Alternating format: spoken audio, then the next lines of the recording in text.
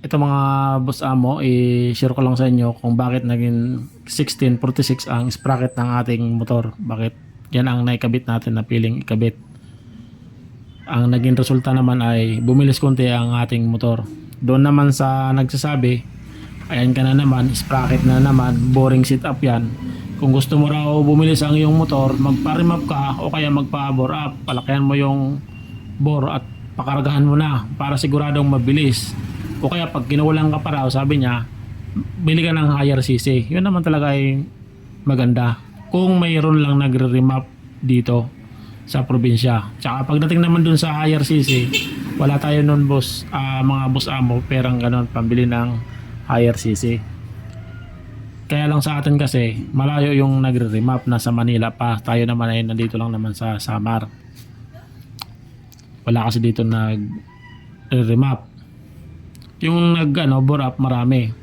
Pagdating naman dun sa remap, kung magpapa-remap ka, dapat diretso na rin palit pipe, mag-open pipe na rin para mas maganda ang takbo. Kaya lang pagdating sa open pipe, dito sa probinsya, mahigpit na rito sa open pipe.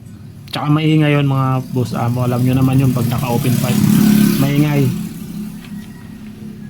Ang sa atin lang naman, mabago yung kumbaga stock na takbo ng ating motor, kumbaga bumilis konti. Kaya tayo nagpalit ng sprocket. At bukod pa doon, dito din kasi sa probinsya, bihira lang dito yung mahabang street na daan. Mayroon ng mahaba pero hindi ka makakapagpatakbo ng 100 plus. Madalas lang 500 o kaya 1 kilometer. Doon ka lang makakapagpatakbo ng 100 plus.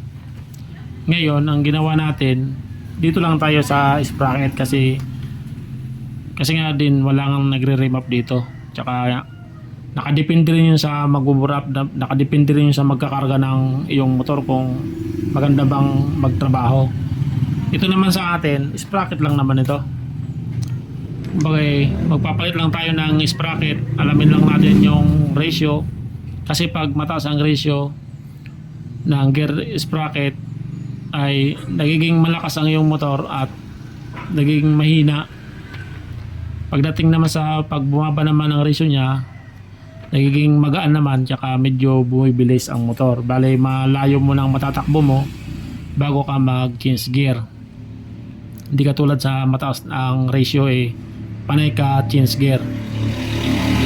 Ito naman sa atin, ayan, ang stock sprocket niyan mga boss amo, ito 1545. Ito nga pala ay kaya naman natin to nasabi na okay yung 1646 kasi hindi lang sa ito natin na compute, kumbaga tinisting din natin to.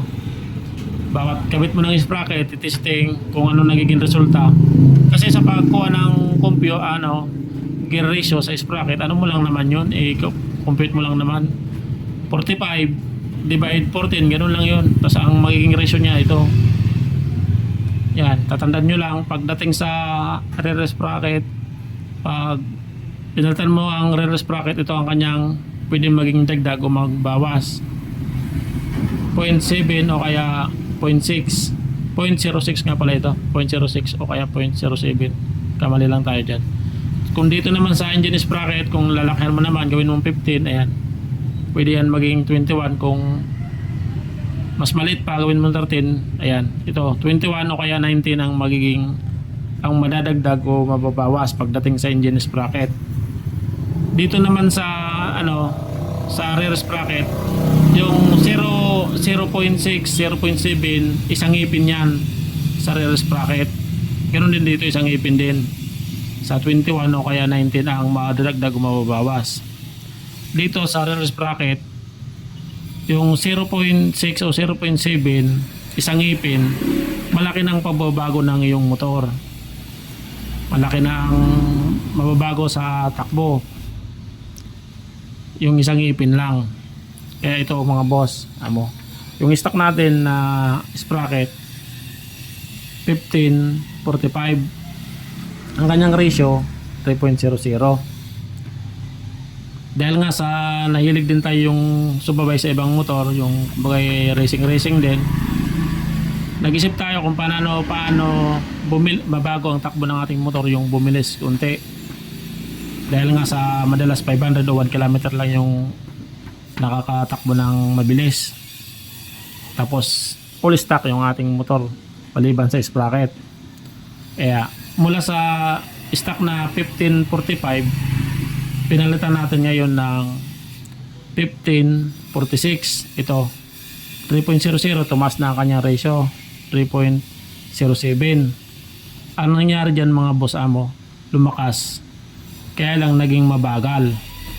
Kumbaga dati nakakatabi lang natin ng yung ibang motor na 150. Ang nangyari dyan mas umatras pa tayo kasi nga lumakas yung ating motor, tumaas ang kanyang ratio, bumagal pa.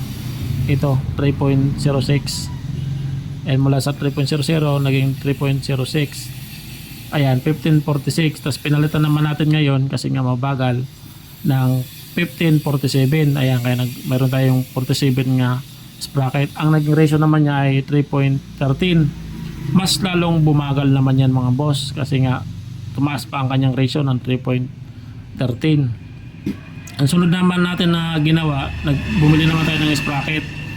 Ito naman ang pinalitan natin na engine sprocket. Yung 15 pinalitan natin ng 14. Ang naging ratio naman nun 3.21. Mas lumakas, mas bumagal na mga boss amo ang ating motor. Kaya lang sobrang lakas naman niya. Bawat change gear mo yan umaangat. Tapos ang taas ng speedometer natin mga boss nasa 140, pero ang bagal. Mataas na ang speedometer niyan pero mabagal. Ayan, kasi nga tumaas na ang kanyang ratio 3.21 na. Mas lalong hindi na tayo nakakasabay sa ibang motor na 150cc dahil nga sa pagtaas ng ratio ng ating sprocket. Ayan, kaya ito na try natin to, na actual testing natin to kung ano ba talaga nangyayari dyan pag nagkulit ka ng sprocket. Ayan, mas lalong bumagal na mula rito. Ayan, naging 21. Ngayon dahil nga ang target natin ay bumilis sa 500 o 1 km, ito naman ngayon ang pinalitan natin mga boss. Dahil target natin mapabilis yung ating motor. Ayan. Ang sunod naman natin mga boss amo na pinalit na sprocket dahil nga sa gusto natin bumilis yung ating motor sa 1 km, kumbaga mas maganda ang takbo. Huwag na natin sasabihin kung anong nasibak natin na motor kasi maraming nagalit. Ang sabi pa nga ilusyon daw, masyadong tayo ilusyonado dahil lang nagpalit lang ng sprocket, tumuli na yung motor, nanibak na kung anong motor nang sinibak. Huwag na natin sasabihin kung anong nasibak natin ng motor dahil marami lang ang nagagalit. Tsaka legit naman yan mga boss, sa pagpalit lang natin ng sprocket kumanda naman nung takbo ng motor natin. Yan, ito stock nya 1545, ratio nya 3.00. Yung pag ganito, mas bumagal na yung ating motor dahil sa pagtaas ng ratio nya. Ang sunod natin na ikinabit na sprocket 1544. Ang ratio nya 2.94. Na bawasan lang ng isang T ang ipin. Ayan, bumaba na ang kanyang ratio. Medyo bumilis na ito mga boss. Gumanda na yung takbo nito. Pero kulang pa rin. Kasi bawat natin nito, bawat kabit natin to, tinitesting natin doon. Andyan lang naman yung kaibigan lang natin. Pag bagong palit ang sprocket, testing para malaman kung anong takbo. Ganun pa rin. Bumilis lang konti pero hindi pa nagsapat para masibak natin ang kanyang motor.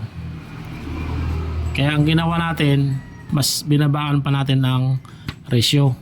Ito 1543, kaya lang ang naging problema nito sa 1543, ito mababa na sa sayad na ito sa swing arm.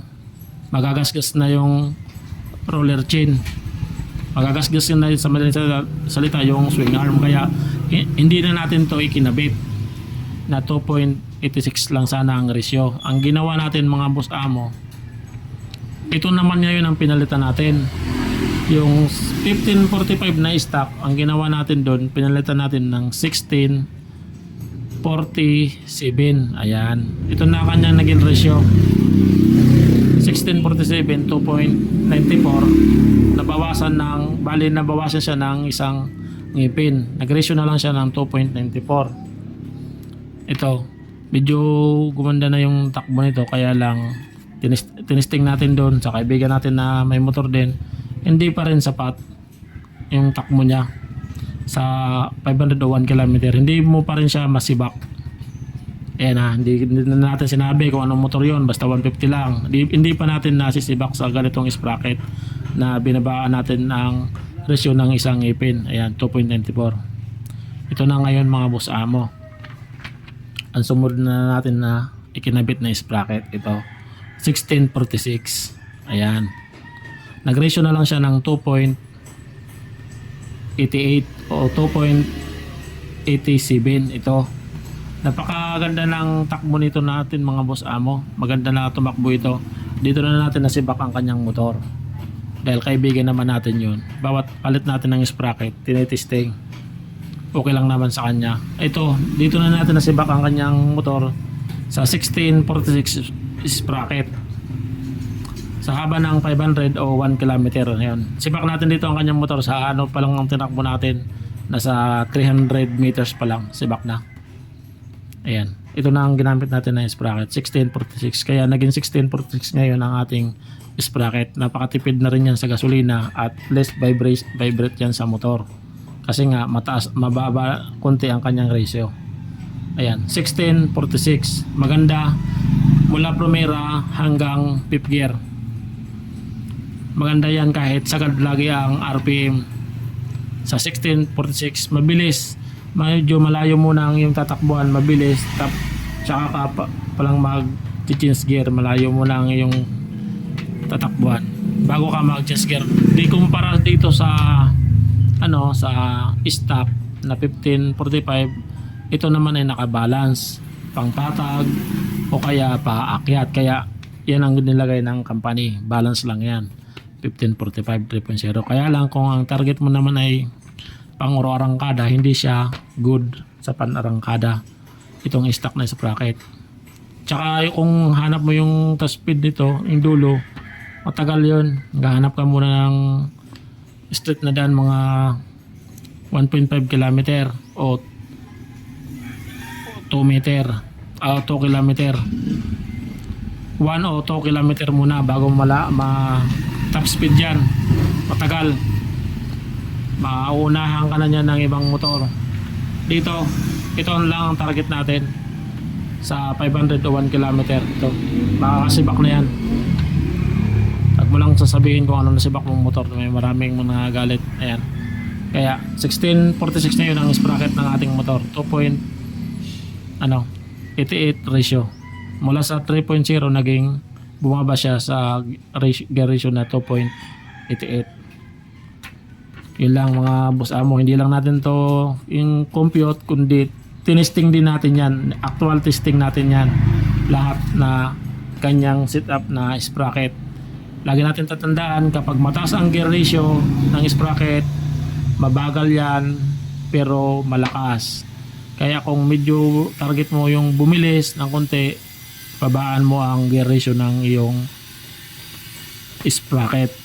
Pero hindi naman din natin masabi kung effective ito sa ibang motor, kasi sa atin ayan, hindi lang natin masabi kung sa ibang motor pag bumaba sila ng sprocket ay good. Sa atin kasi ayan, hindi pa natin na try sa ibang motor. Pero ito mga boss, legit yan, maganda yung tumakbo mula primera hanggang fifth gear. Mahina lang yung ano nito, mahina na yung 6 gear nito.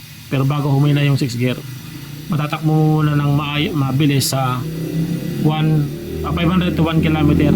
Ayan, kumbaga mauuna ka muna doon sa 1 km.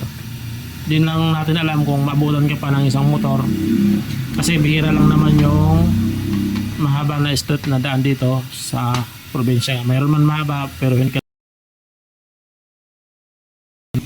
Yun lang mga boss amo, maraming ayan, stock lang yung ating motor, hindi siya maingay, maganda umarangkada.